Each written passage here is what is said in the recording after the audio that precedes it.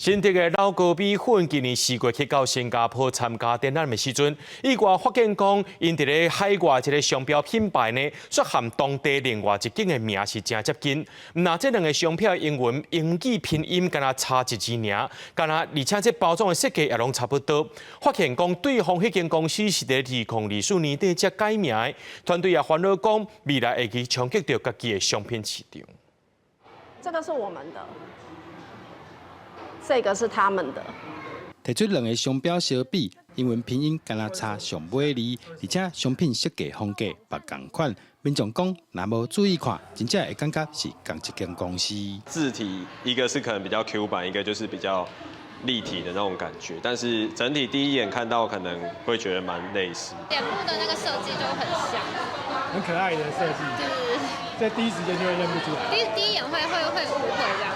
新竹这间有100多年历史的米粉厂，没想到今年初到新加坡参加展览时，发现当地有厂商的英文拼音、包装设计，甲家己的产品看起来同款，都惊民众分袂清楚，去影响到家己的订单。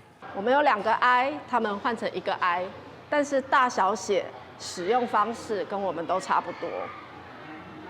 对，然后可以对比一下，这边都是我们的，那这边是他们的。如果有一天我们的产品卖到新加坡，会害怕说我们这样子会不会有冲突？那这样子也间接会影响到我们的订单。针对商标问题，律师也提醒，即马在国际上真重视商标注册，除了会当避免其他公司侵犯版权，也当减少未来因为商标问题引起官司。今天我们要到其他国家发展，或者在台湾发展也好，那其实我们要行使商标的话，都必须依据当地的有关商标的一个规定去做申请。那权利这样才有办法在当地再做商标的权利一个行使。